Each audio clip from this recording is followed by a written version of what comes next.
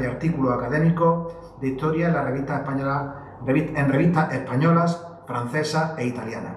Es autor de las novelas La cofradía de la Armada Invencible, El relojero de la Puerta del Sol, que es premio de Andalucía de la Crítica de novela y premio de novela histórica Ciudad de Cartagena.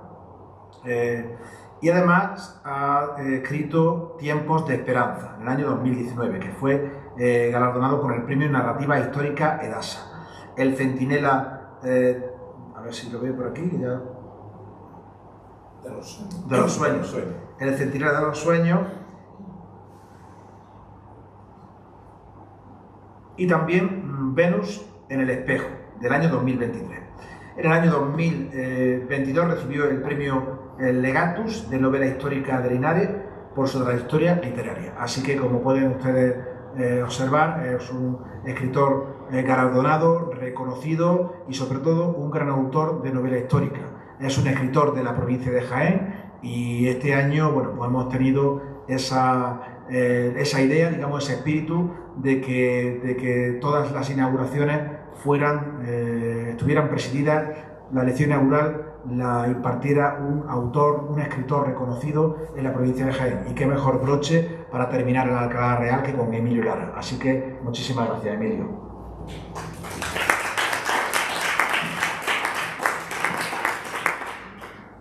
Muchas gracias, Vicente, por tus palabras, por tu acogida y por haberme invitado a estar aquí hoy un rato con todos ustedes en Alcalá la Real. Bueno, yo voy a hablarles del tema las utopías en la historia, que forma parte es el tema del ensayo que publiqué yo este año en la editorial Ariel de Planeta los colmillos del cielo, utopías y desengaños de la historia. ¿Qué es esto de la utopía? En un primer momento a mucha gente le suena como algo muy positivo, algo buenista o como una canción, una música y una letra que mueve el corazón y la mente a pensar en un mundo mejor. Y algo de esto hay. Yo voy a distinguir entre lo que es ser idealista y ser un utópico. Don Quijote era idealista, pero no era un utópico. ¿Cuándo empieza esto de la utopía? ¿Y qué es una utopía? Vamos a concretar que una utopía es un mundo perfecto. Una sociedad idílica es cuando una serie de hombres, de personas, deciden que el mundo que le ha tocado vivir en algún momento de la historia es perfectible y que por tanto tiene que cambiar. Y ellos crean, paren mentalmente y emocionalmente un mundo perfecto.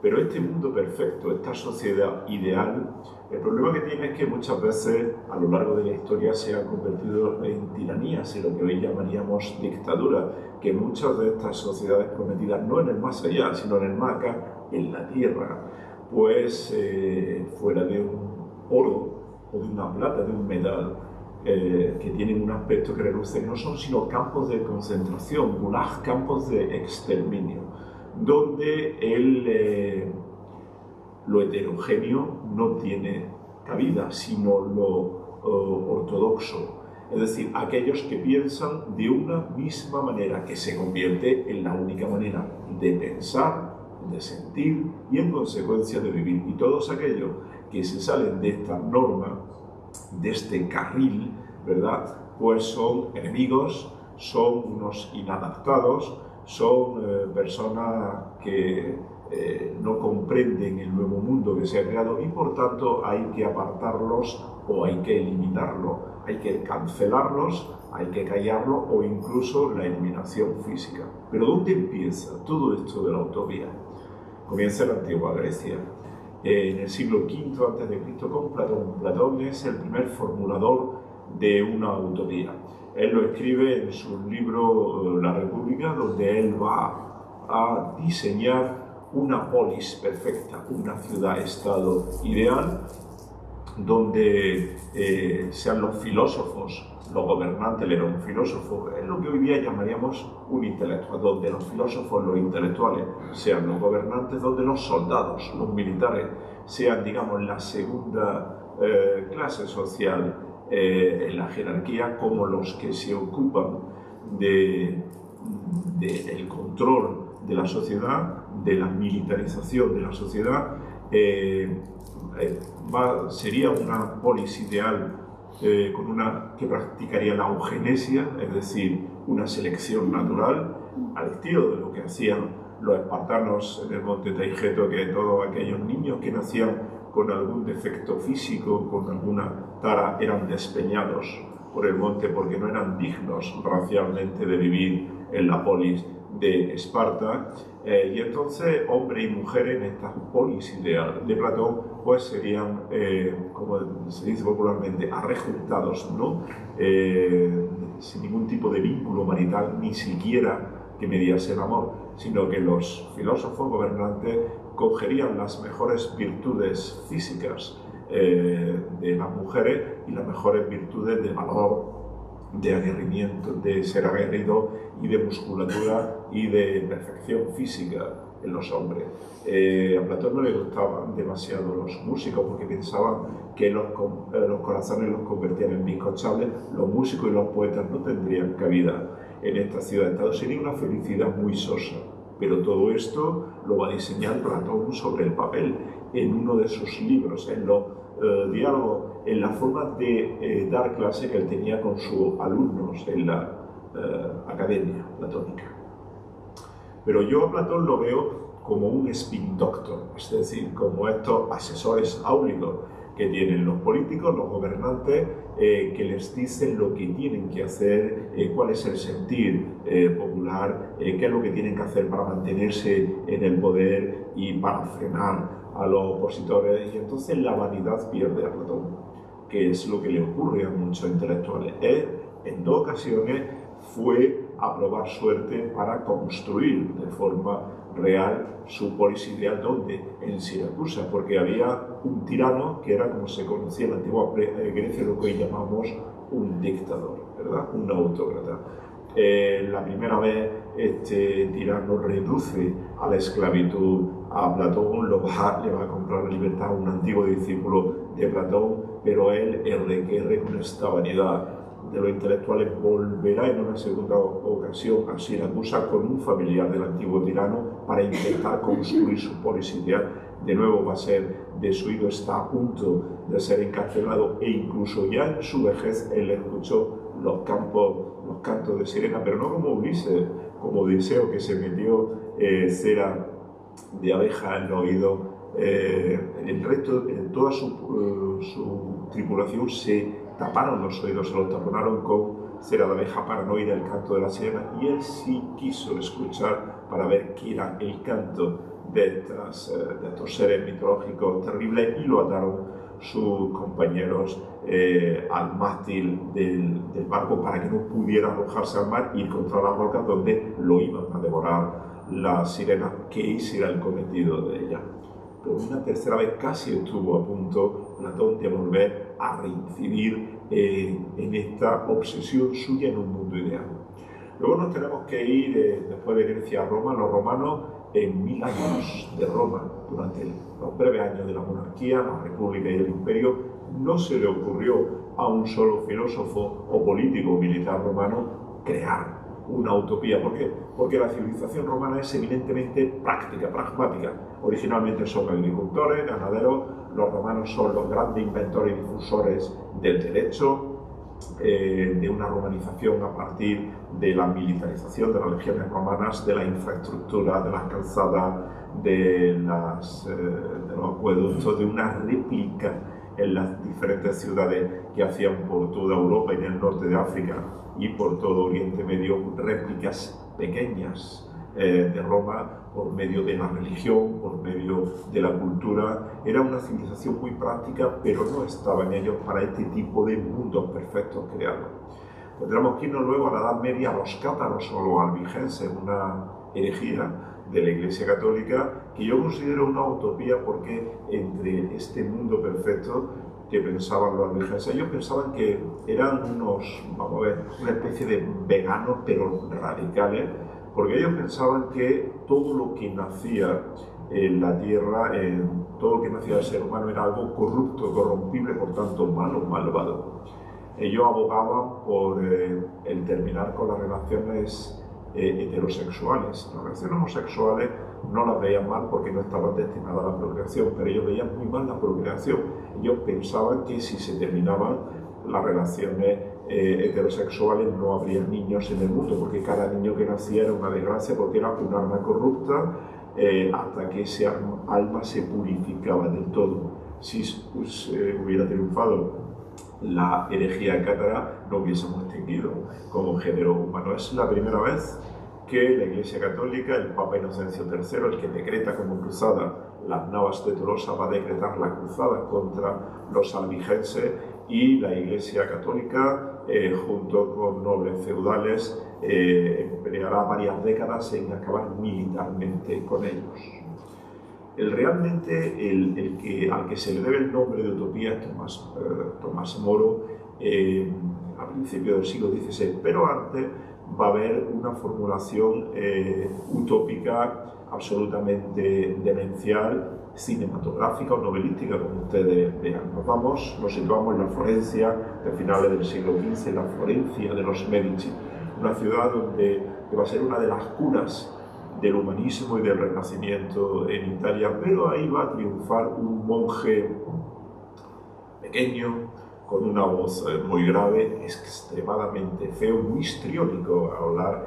Sus discursos, digamos que gestualmente nos recordarían a los malos actores actuales, como Robert De Niro cuando está desatado, o Al Pacino, como actuaban los actores del cine mudo, que como no podían comunicarse con las palabras, tenían una gestualidad absolutamente desatada, hiperbólica. Me estoy refiriendo al fraile dominico Jerónimo Savonarola. Savonarola era un fraile muy inteligente, que se movió siempre en los límites de la ortodoxia católica.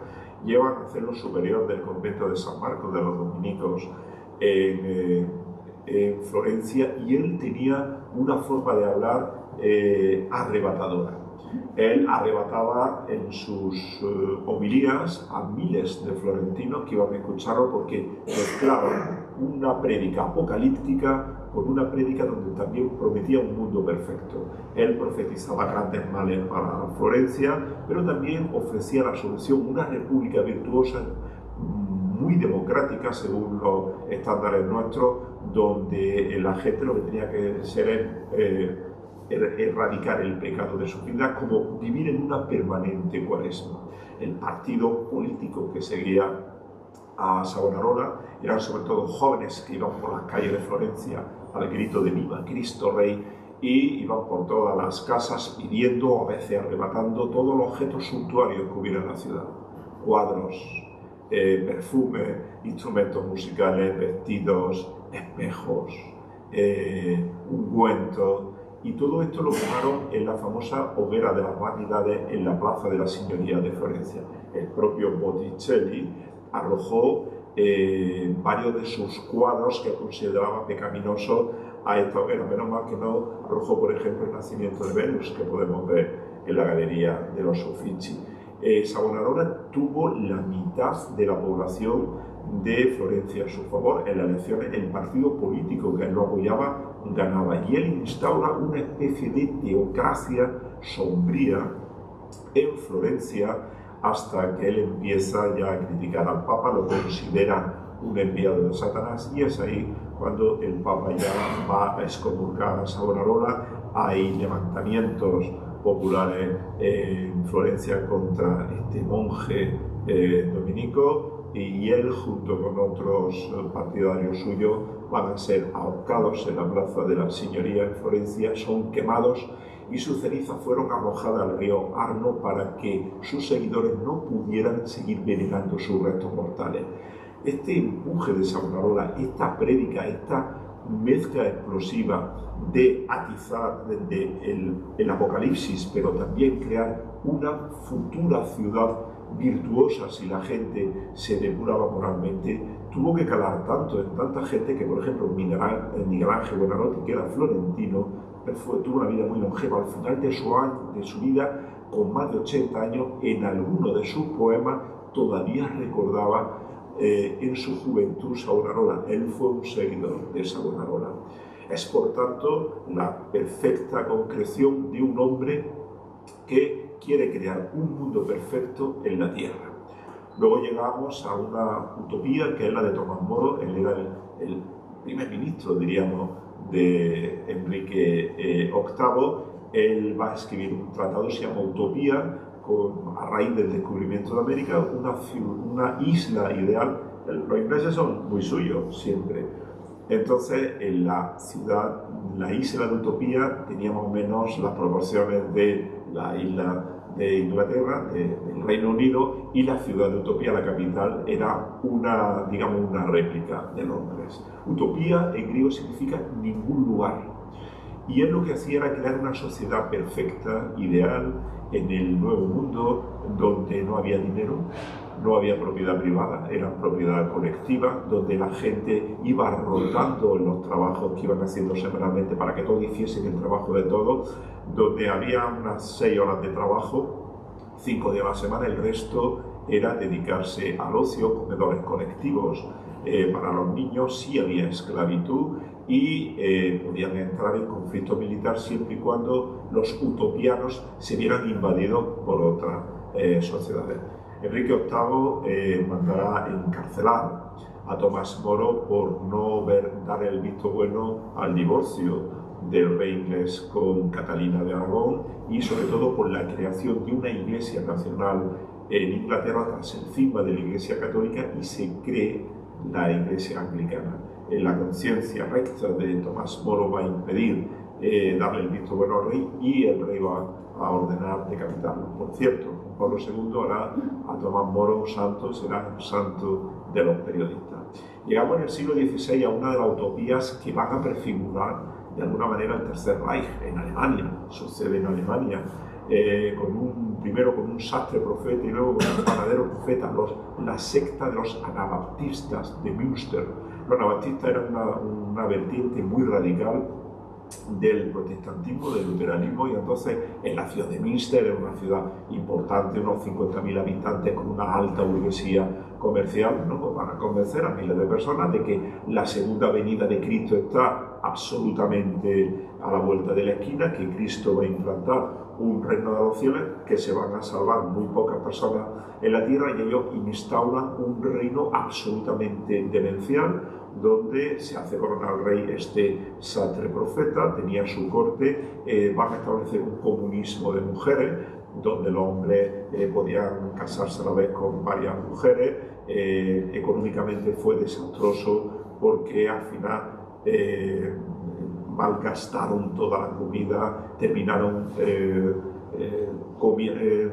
cociendo la pasta de los libros, entonces se encuadernaban con piel para poder comerse la pasta de los libros o los cinturones, o directamente comiendo la hierba o la mierda. Los excrementos de los animales resecos los mezclaban con hierba y se lo comían, incluso tuvieron que recurrir al canibalismo. Pero aún así, miles de seguidores de estos anabaptistas estaban convencidos de que iba a venir la segunda venida de Cristo, rodeada la ciudad por el ejército católico y protestante. Fue tal esta locura colectiva que se aliaron militarmente católicos y protestantes para deponerlos. Finalmente van a acabar con esta revuelta de anabaptistas y esto va a quedar en Alemania como un fermento revolucionario espectacular. A principios del siglo XVII va a tener lugar la que para mí es la única utopía benigna que ha habido en la historia, mejor dicho, la única utopía positiva. Yo creo que es la mayor lección que los españoles, desde el punto de vista histórico, se puede dar a aquellos que defienden la leyenda negra, es decir, aquellos que atacan lo que hizo España en el Nuevo Mundo, en el descubrimiento de América, porque esta utopía casi me atrevería a silbarla. Si todos ustedes piensan en una banda sonora, en la película La Misión, la banda sonora de Ennio Morricone, el tema principal, el tema de Gabriel, pues diríamos que una música de oboe se nos ha colado en el corazón. Los jesuitas españoles, con el concurso también de italianos y de portugueses, pero fundamentalmente españoles, durante el reinado de Felipe III hacen una cosa, le piden permiso a Felipe III y el rey se lo concede para crear en toda la una parte importante de la cuenca amazónica, lo que se llamó la República Jesuítica del Paraguay. Fue un enorme territorio que cogía lo que hoy día es territorio de todo Paraguay, Uruguay, parte de Argentina, de Bolivia, pues un territorio muy enorme, algo así como más de la mitad de España aproximadamente, donde lo que hacen los jesuitas es reducir a los indios guaraníes. Reducir significaba juntarlos en ciudades. Los jesuitas crean alrededor de 70 misiones durante más de 150 años que estuvieron abiertas las misiones jesuitas para guarecer, para salvaguardar a los guaraníes. ¿Por qué? Porque estaba lindando con Brasil. Brasil pertenecía a la corona portuguesa. Entonces los bandeirantes, que eran unos piratas de tierra portugueses, otros portugueses nacidos en Brasil, u holandeses, lo que se dedicaban es a penetrar en el territorio español, capturar, cazar a los indios guaraníes para venderlos luego como esclavos. En la América española estaba prohibida por las leyes de Indias la esclavitud. Entonces los jesuitas lo que hacen es aplicar de forma estricta las leyes de España en la República Jesuítica. Y estas leyes salvaguardaban a los indios. Había misiones, oscilaban entre 5.000 y 10.000 indios, o sea, eran realmente ciudades. Había en cada misión 2 jesuitas, 2 curas, uno mayor y otro un poco más pequeño. Ambos sabían guaraní, porque los jesuitas son los primeros evangelizadores interculturales. Aprendían guaraní para comunicarse con los indios. Son los primeros en escribir un Nuevo Testamento bilingüe en guaraní y en español. Por medio de la música traían a los guaraníes porque les encantaba la música y la danza. Crean en cada una de estas misiones una copia de los ayuntamientos de la Corona de Castilla, donde tenían su propio corregidor, sus concejales. Todos ellos eran indios elegidos democráticamente. Entre ellos estaba prohibida la pena de muerte. En las misiones jesuíticas estaba prohibido el dinero. Había una mezcla de propiedad privada y propiedad colectiva. Comerciaban entre sí las misiones con los excedentes agrícolas y ganaderos. El dinero, a veces cuando había excedentes, lo vendían al resto de América. Con ese dinero compraban en América o en la España peninsular aperos de labranza, utensilios que ellos necesitaban. Había imprentas en las misiones jesuitas, todas tenían coros, niños cantores al estilo de los Seises. En España llegó a haber talleres de luthiers, de constructores de instrumentos musicales de cuerda, hechos por los indios guaraníes, que iban de toda América e incluso de Europa a comprar instrumentos musicales. Llegaron a rivalizar en el siglo XVIII con los Stradivarius. Hubo observatorios astronómicos hechos en las misiones jesuitas por jesuitas criollos que hicieron unos planisferios, unas cartas astronómicas, unos calendarios que se vendían por toda América y por Europa. Es decir, fueron un ejemplo de integración de la cultura europea, de la cultura americana, un absoluto éxito desde el punto de vista político. Y también los indios guaraníes formaron sus propias milicias. Llegaron a formar una milicia de unos 30.000 indios guaraníes, instruidos por aquellos jesuitas que habían sido soldados en los tercios de Flandes. Le piden permiso, en este caso a Felipe IV, para utilizar armas de fuego. Se las concede y entonces entraron en una famosa batalla, la batalla de Mbappé, durante el reinado de Felipe IV, ondeando las banderas al viento, dando vivas en guaraní a España y al rey, y aplastaron a los bandeirantes. Y entonces, a partir de entonces, se quedaron ya protegidos los indios guaraníes en las reducciones jesuíticas del Paraguay. Fue un auténtico éxito de una sociedad perfecta. Construyeron allí los jesuitas iglesias, tomando muchas veces como referencia la Catedral de Jaén, que podían rivalizar con muchas catedrales de América o de Europa. ¿Cómo termina el sueño utópico de las misiones jesuitas cuando Carlos III, en 1767, un año después del botín de Esquilache, por indicación del 95% de los obispos en España, tras una pesquisa, va a a prohibir la Compañía de Jesús en todos los territorios de España, a expulsar a los jesuitas de toda España. América era una España americana, y a expropiar todos sus bienes y repartirlos por la diócesis. En ese momento, otras órdenes religiosas que estaban al acecho de este mundo de los jesuitas se hacen cargo de las misiones. En 20-30 años entran en declive, y ya con la emancipación de los virreinatos en América y la creación de las nuevas naciones, persiguieron a los indios y se acabaron las reducciones jesuíticas. Hoy día hay más de una docena que son patrimonio cultural de la humanidad. Por tanto, fue en España, en la España americana, donde, bajo mi punto de vista, ha funcionado la única utopía creada en la historia. Por una cosa, porque fue una creación colectiva. No se sabe quiénes fueron los jesuitas que de una forma comunitaria crearon este plan, porque el resto de utopías todas han sido planteadas por filósofos, por políticos o por religiosos. Vamos a decir, tienen unas características: son hombres, no mujeres, nunca, hombres, digamos, antisociales, un punto de resentimiento con la sociedad, tienen disociación entre el mundo real y su mundo ideal.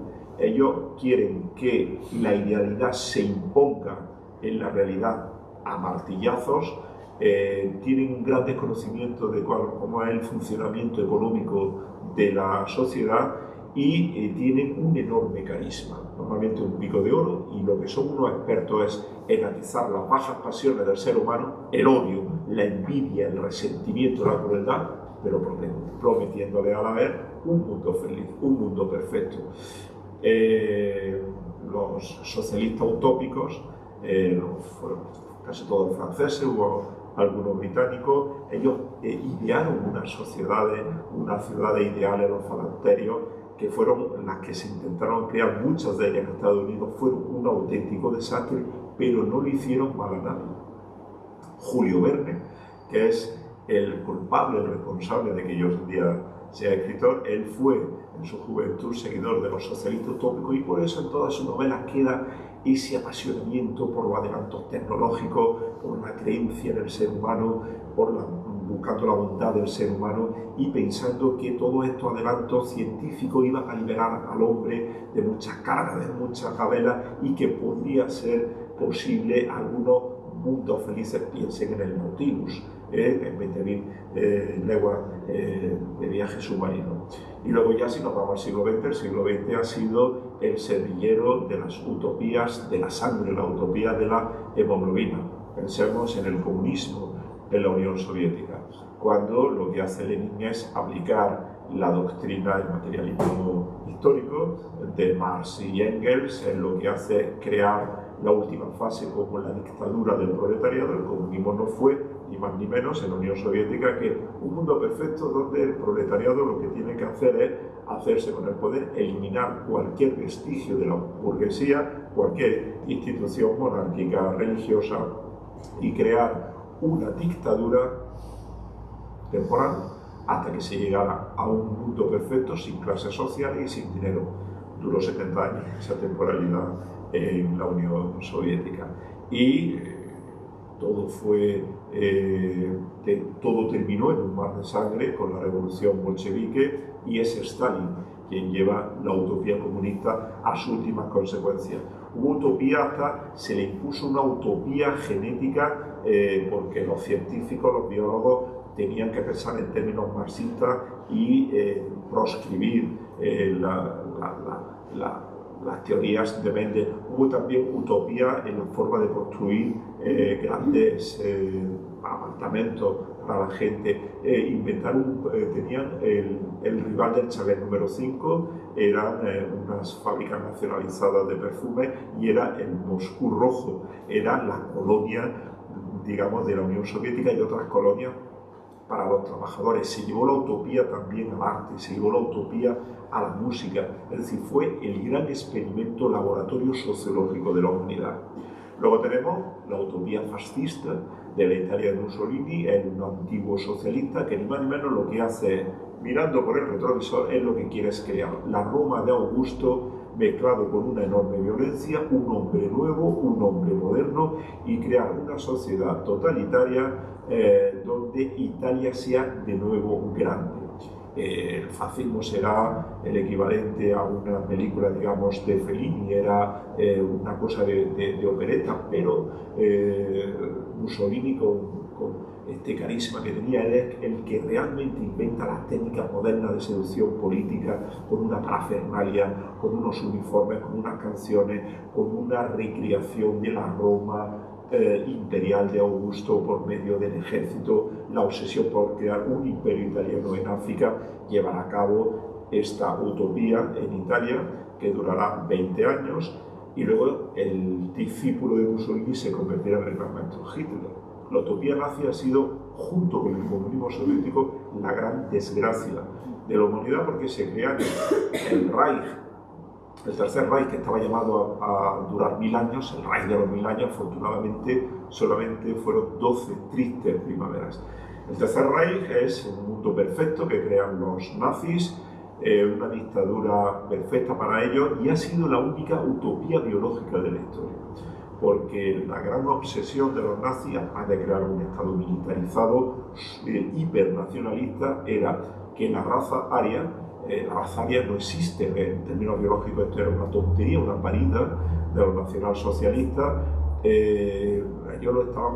Hitler creó una especie de, las SS crearon una especie de CSIC, de Consejo Superior de Investigaciones Científicas, lo llamaban la ANEBERBE. Era CSIC, digamos, donde había científicos, SS, científicos, había historiadores, había antropólogos, había filólogos, había arqueólogos, había biólogos, físicos, químicos, obsesionados por encontrar testimonio de la grandiosidad de la raza aria desde la historia hasta la actualidad. Los nazis buscan el arca perdida. O sea, Spielberg lo que hace es basarse en lo que ellos hicieron. A la lanza de Longinos, a la reliquia, le daban también razones de algún tipo de fuerza mística o energética. Esta fue la obsesión de los nazis. Por tanto, para legitimar la superioridad racial de los alemanes y ellos exigir que más de media Europa les correspondía a ellos, buscaban en el pasado vestigios de la raza germánica de que habían estado dominando Europa. Por eso es por lo que los nazis tenían que eliminar físicamente a la raza subhumana, a los judíos, a los gitanos y a gran parte de los eslavos. Hay otra utopía, que fue la creación del Estado de Israel en 1948, los kibbutz. Los kibbutz son creaciones que hacen todos durante el mandato británico de Palestina, y al inicio de la creación del Estado de Israel, por judíos. Prácticamente todos eran comunistas, escapados de la Rusia comunista, escapando de los pogroms, es decir, de los asaltos antisemitas. Son pequeños mundos ideales comunitarios donde no existía la propiedad privada, no existía el dinero, y en los primeros kibbutz incluso ni la ropa le correspondía a cada uno, es decir, la ropa interior o las camisas, y se iban lavando, iban rotando, y todos hacían el trabajo de todos. Y yo creo que la última utopía del siglo XX, pues es una utopía que a nadie le puede caer mal, que son los hippies, porque la ha ganado la posteridad, las fotos, las filmaciones documentales, gente joven, muy guapa, que se tiraron 2 o 3 años magníficos sin trabajar, hijos de papá, casi todos ellos. El Flower Power, la era de Acuario, la banda sonora es maravillosa, los Beatles, canciones de Bob Dylan, ellos querían hacer el amor y no la guerra, pero el reverso era las comunas hippie, donde había un abuso de la droga, donde los niños se criaban así, los padres de muchos niños se criaron en familias desestructuradas, pero los hippies no le hicieron mal a nadie.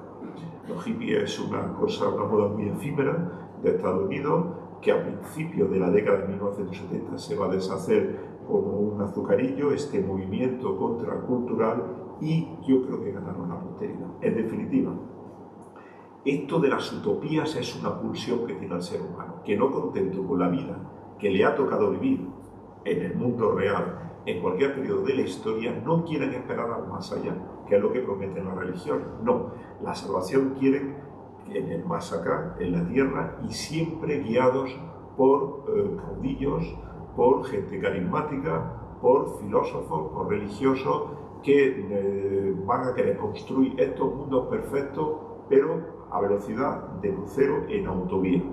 Y una curiosidad, las utopías solamente han existido en Occidente, no han existido en Asia a lo largo de la historia, ni en África, ni en América. Yo creo que es porque todos estos continentes a lo largo de la historia han estado sometidos a distintos tipos de despotismos, imperiales o monárquicos. Y en Occidente, con Grecia, luego a partir de entonces, digamos, es donde el pensamiento científico, el criterio personal de la persona, el ir desligándose de las religiones, el atreverse a dar una opinión sin ser sometido por otros poderes, atreverse a pensar por sí mismo es una creación occidental. Y otra cosa, todas las utopías han sido creadas por hombres, ninguna por mujeres. Las mujeres la han sufrido. Yo creo porque las mujeres no han tenido tanta responsabilidad en la historia, hasta muy recientemente, pero también porque tienen un sentido mucho más práctico que los hombres, las mujeres. Y ya para terminar, me estoy acordando de la controvertida película Napoleón de Ridley Scott, un director que a mí me gusta mucho. Yo cuando fui a verla, bueno, pues tenía muchos patinazos históricos, pero como espectáculo cinematográfico era interesante. Empieza con la fase del terror, cuando Robespierre es el amo de Francia y están guillotinando a María Antonieta. Robespierre fue el gran creador de la utopía contemporánea, el terror en Francia, una sociedad perfecta, virtuosa, donde aquel que pensaba de forma distinta, los contrarrevolucionarios eran encarcelados o eran guillotinados. 40.000 mandó a la guillotina, o eran fusilados. Abolió la religión católica, él creó una nueva religión, la de la diosa razón, y él pensaba que tenía que ser los franceses una república tan virtuosa que por esta decantación del alma y del corazón se llegase a una sociedad perfecta donde estuviese absolutamente prohibido el pensar de forma diferente. Bien, esto es por tanto la cara oculta de las utopías, pero como les digo, es una de las pulsiones que yo creo que va innata en el ADN del ser humano. Contentarse por la vida que nos ha tocado vivir, intentar mejorar, progresar mediante la reforma, o bien unas grandísimas revoluciones de crear unos mundos perfectos que, eso sí, que tienen un enorme tirón popular, y hoy día pues esto se ve muy bien en los populismos que estamos haciendo, que estamos viendo. Que yo vea que estos populismos desde un punto de vista político tienden hacia una sociedad perfecta, yo creo que no. Yo creo que la utopía que se está creando ahora es una utopía de corte científico, biológico, tecnológico en Silicon Valley. Las grandes compañías tecnológicas invierten todos los años miles de millones de dólares en una mezcla de biotecnología, en nanotecnología, en reprogramación celular, con la intención, ya lo están experimentando, de ir no hacia una inmortalidad, sino hacia una amortalidad.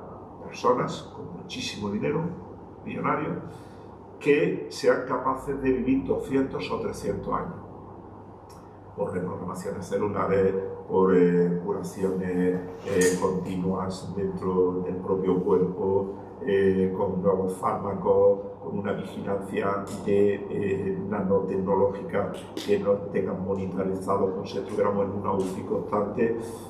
Esto es como la película Los Inmortales, ¿verdad? Que Christopher Lambert, el que era eterno, y su mujer en la que vivía. Ahora bien, yo no sé hasta qué punto estas personas se lo puedan permitir en una o dos generaciones, supermillonarios, que puedan vivir varios siglos, pueden morir en un accidente de coche o en un atraco. Entonces, o sea, el accidente siempre está ahí. Vivirían, por tanto, con una ansiedad sobrevenida, y por otra parte, ¿les rentaría a ellos vivir 2 o 3 siglos sabiendo que mucha de la gente que han conocido, que han querido, van a morir? ¿A qué punto merecería? Os dejo como reflexión esta utopía hacia la que vamos, vivir tantos siglos si la gente que hemos querido y que queremos se nos van a ir muriendo y sería un resetearnos, volver a recomenzar? Eso es vida, sencillamente por querer vivir en ese mundo tan longevo, no lo sé, pero yo creo que los tiros irán por ahí en esta tendencia del ser humano hacia la utopía. Lo que pasa es que eso es ciencia ficción, eso es una bola de cristal que no creo que haya un chino donde vayamos, en la tienda lo podemos comprar. Yo me he limitado a hablarles de la historia. Así que muchísimas gracias.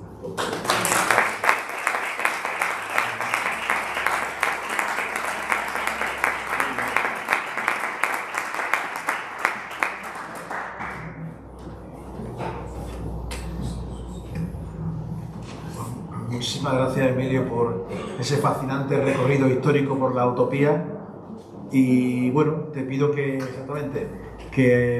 te sientes, porque ahora le pido que suba a Eva Martín Cuenca, nuestra tutora de lengua y literatura, porque ella va a presentar el libro recién editado de los relatos de la UNED del 9º o el 11 certamen, el 11º certamen del año 2025. Así que adelante, Eva.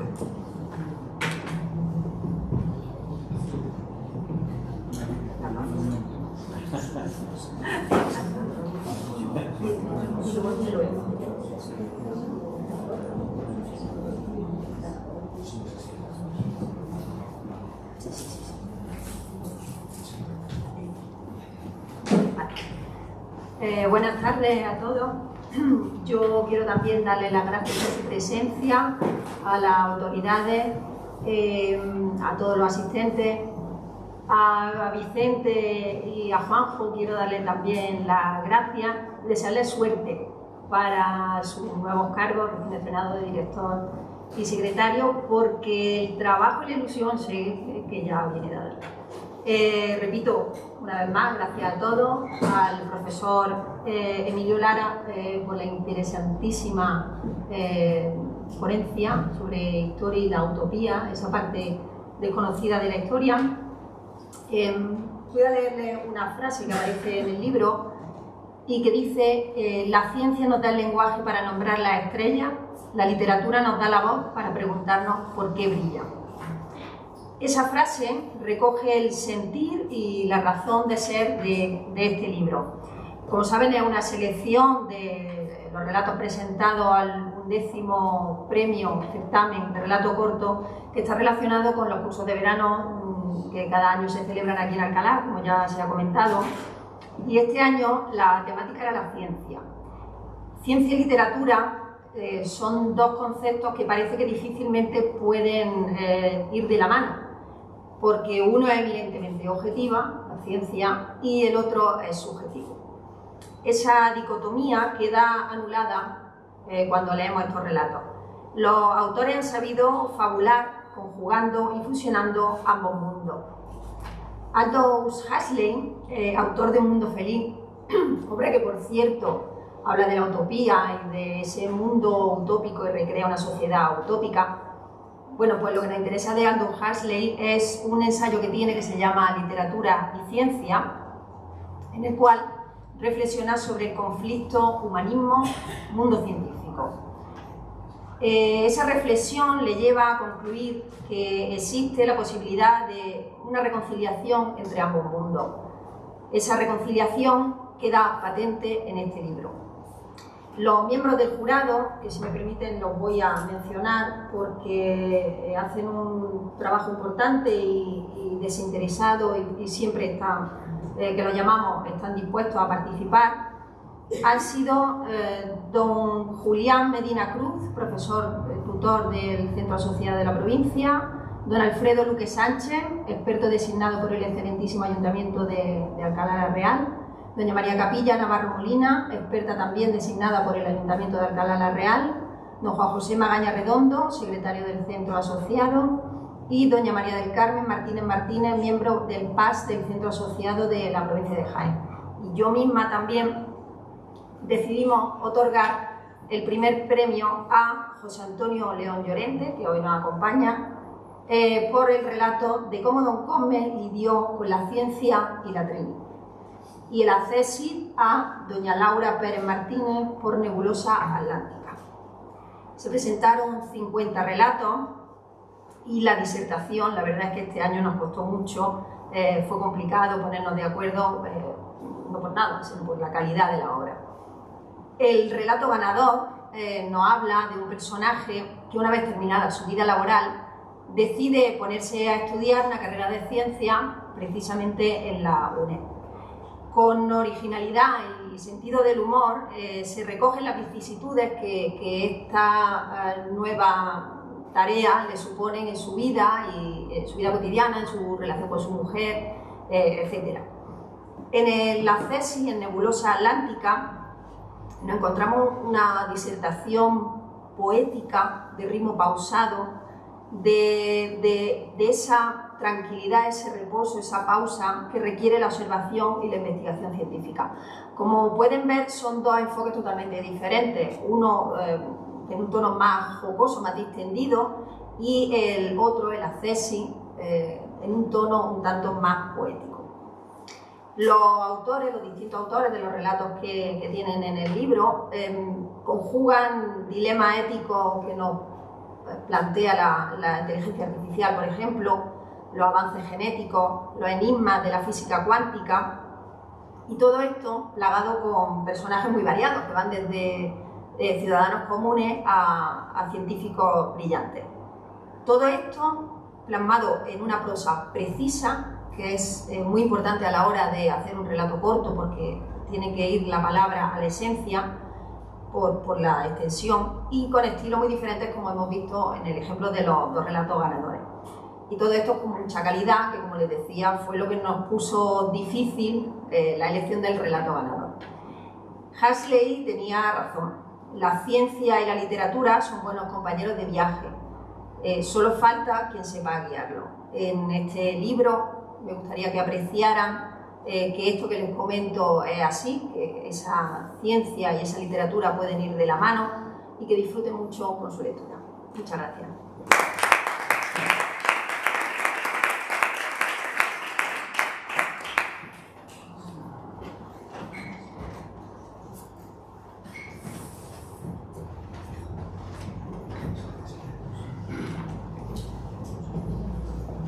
Bueno, pues muchísimas gracias, Eva, por esa presentación del libro de relatos y por comentar cuáles han sido las dificultades que habéis tenido, que parece que han sido muchas para poder entregar y hacer el fallo del jurado.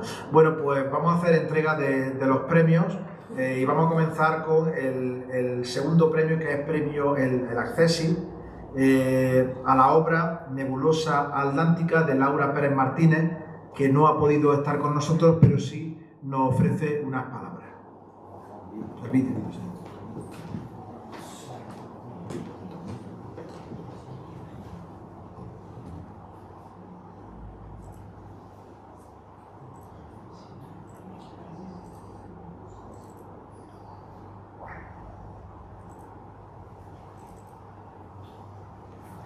Desde un rinconcito de la provincia de Pontevedra, al lado del mar y con Vigo del fondo, os quiero dar las gracias por este accésit, que para mí ha sido súper especial. No puedo estar ahí, lo siento de verdad, me hubiera encantado, pero de esta forma un pedacito sí que lo estará. Para mí esto ha servido para recuperar una vieja costumbre, que es escribir, que siempre la he tenido ahí escondida y la había olvidado. Y daros las gracias nuevamente por potenciar este tipo de certámenes que sin duda ayudan a gente como yo y a otro tipo de personas, pues a sacar una parte cultural y una parte literaria que desde luego es necesaria más que nunca. Nada más, gracias.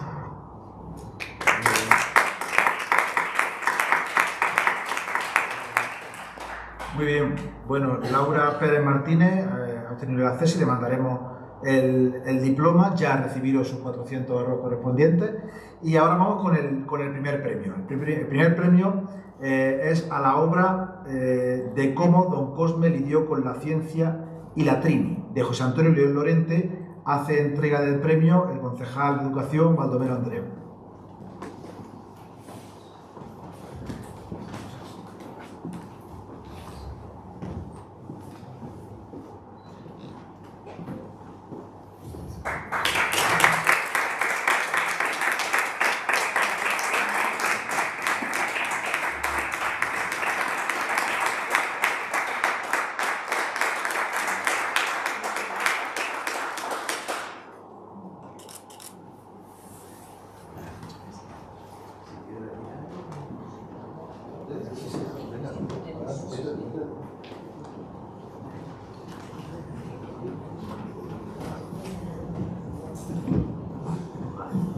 muy buenas tardes, buenas noches. Voy a ser breve. Primero, agradeceros a todos vuestra presencia, agradecer también a la UNED, al Ayuntamiento y a todas las autoridades.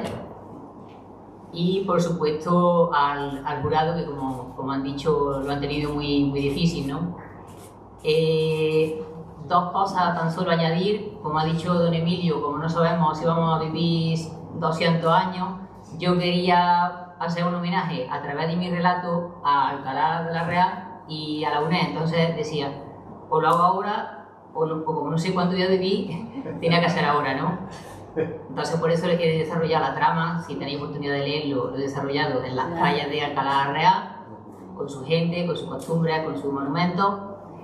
Y por último lugar, pues lo que quería era hacer un recordatorio a que nunca es tarde para aprender. De ahí el tema, su vinculación con la ciencia. Y bueno, si luego hemos conseguido, que espero que sí, sacar una sonrisa al jurado, pues el premio estaría ya justificado, ¿vale? Muchísimas gracias.